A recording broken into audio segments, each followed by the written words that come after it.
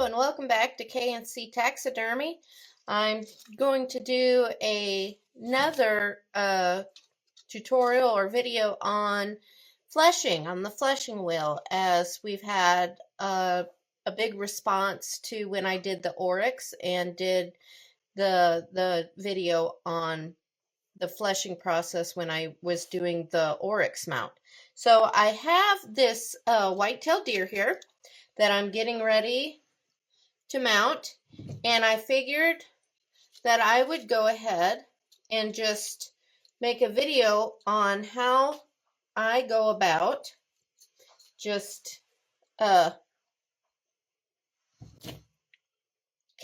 skinning or fleshing a regular white-tailed deer to put on a form. So I'm going to go ahead and start with the process. Right now it's just regular. I've already taken it out of tan and neutralized it and let it dry overnight. Not dry, but to where I can handle it and get it ready to flesh. It's still wet or damp, but I'm going to go ahead and get it turned inside out and start fleshing.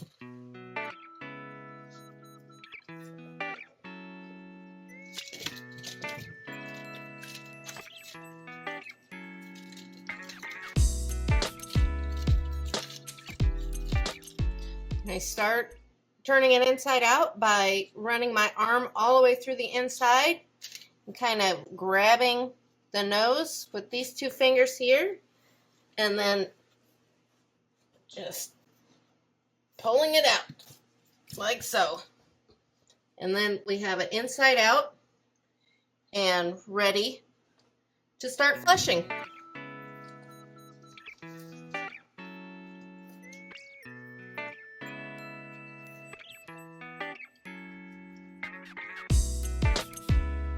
Go ahead and get the ears turned out here.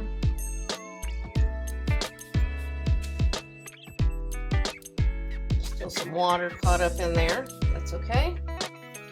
All right. There's our white-tailed deer cape. And we are ready to start fleshing.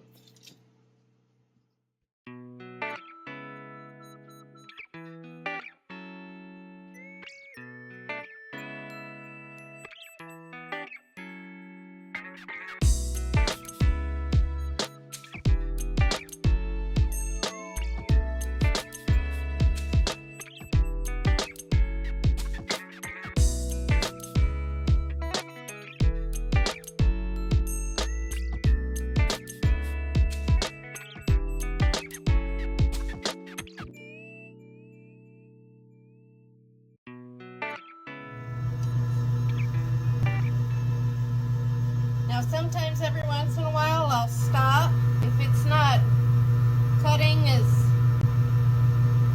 well, I guess you could say, as I would like it to. I take my little sharpeners that came with it, look like little candlesticks,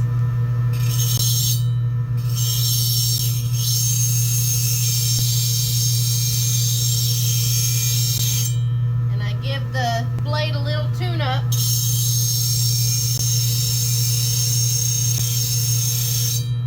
Like that. Give it a nice clean edge again every once in a while.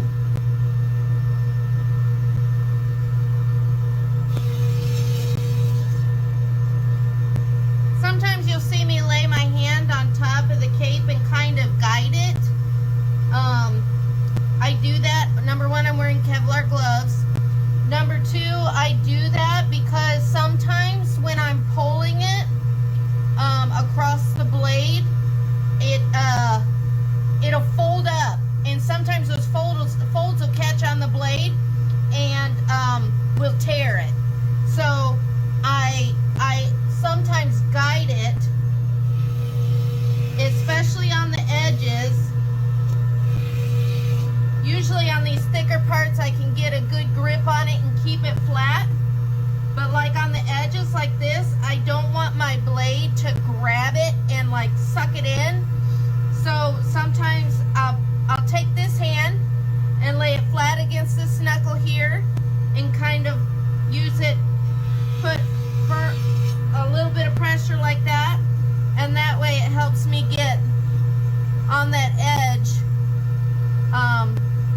real good, and it gets a little closer on, especially if I have a real dark spot that's kind of really stained with blood or whatever. If I get a real dark spot, I can push a little harder, or I can push a little harder with my hand, and it really helps to get a little closer in there and take a little more dig out of it, a little more bite out of there, and get a little deeper in there.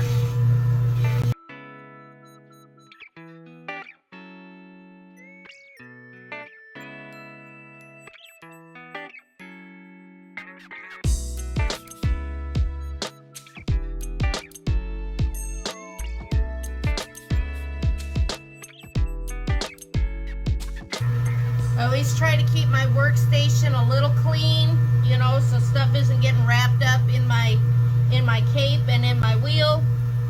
And always make sure you're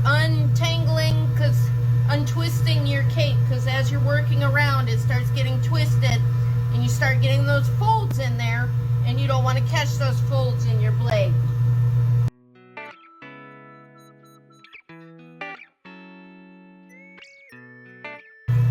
There's a bullet hole right there, so usually if they're just little like that, they're not going to interfere with the caping. You're just going to go along with it.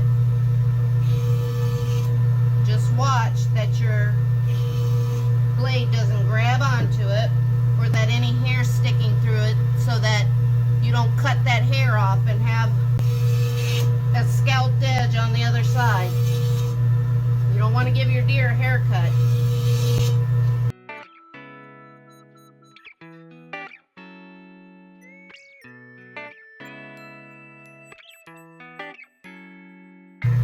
We're getting close to the face, so my technique is going to change a little bit. Working our way up here to the face, you get up here around the base of the ears and the opening of your Y incision.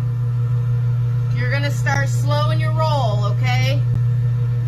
And you're going to take smaller swipes, and you're going to be maybe even a lighter touch, because you're not going to really want to be, the skin's going to get thinner, and there's going to be a lot more stuff to catch on. So when you get up around the eyes and everything, especially your tucking skin, I always try to make sure that's kind of pushed in to where I don't catch that on my blade. And then I'll hold that, see, I push that skin in, my tucking skin, and then I'll hold that cheek flat, and then I'll just kind of run it, start running it over my blade.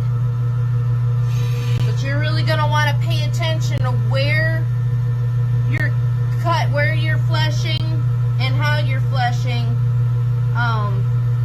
once you get up here in these smaller areas. And a lot of these areas I still do it by hand, because I just don't want to risk tearing and then it just messes up your cape. Not that you can't sew it or patch it, but sometimes it's just easier to do it by hand.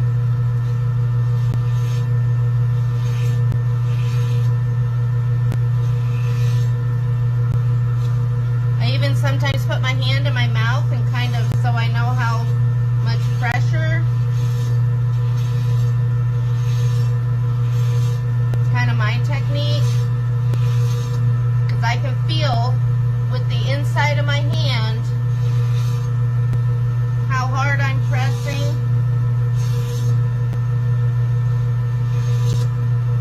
When you get up around the nose, I'm going to have to cut that tag off so I don't hit that zip tie and dull my blade.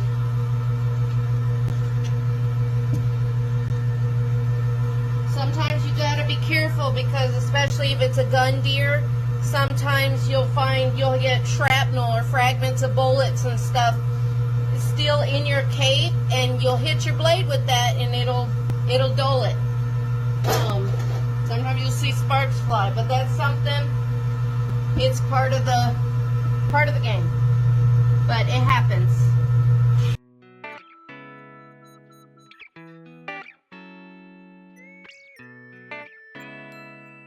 And to be honest, doing the face, it just takes practice.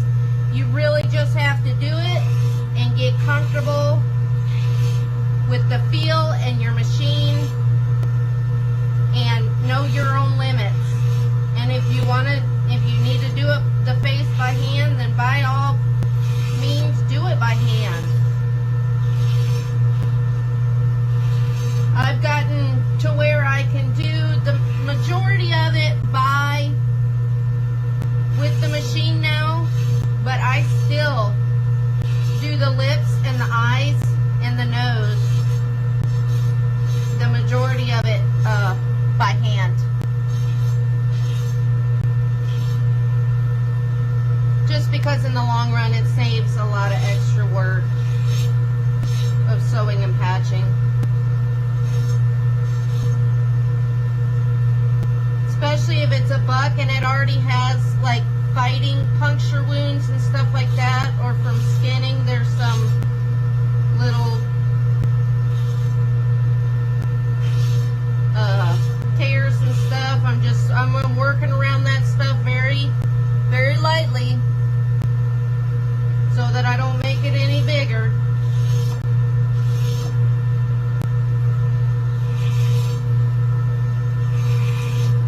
Probably as much as I'll do around the nose, and then I'll finish turning out those nostrils by hand.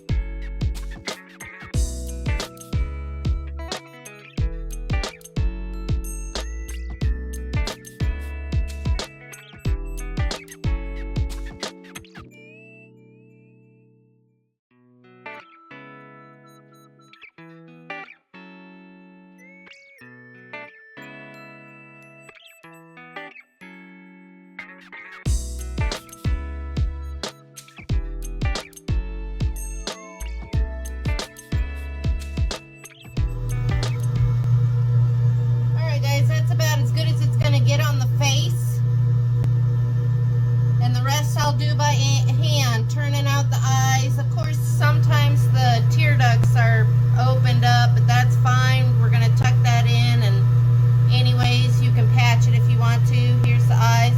I'll finish turning out and thinning the nose, the lips, and the eye skin, the tucking skin by hand. And I'm just going to go back over the neck and the rest of it, because I want to make sure this is thinned out as much as I can get it, because, you know, we want it to make sure it fits the form real well.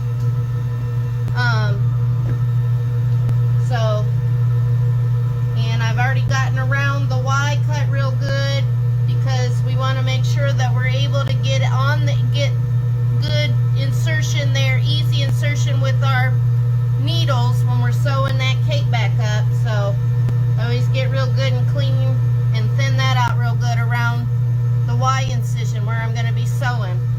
So I'm just going to go back over the rest of this and clean it up and get it thinned out a little bit more, and this guy will be done and ready to put on a form.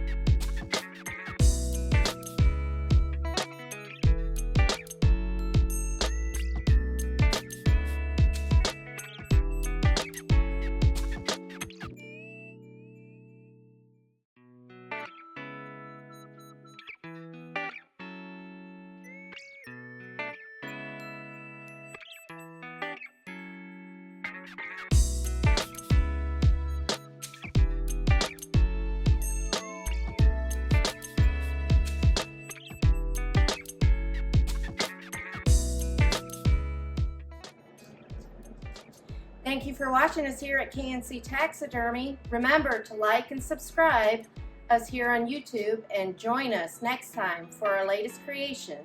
And we'll see you then.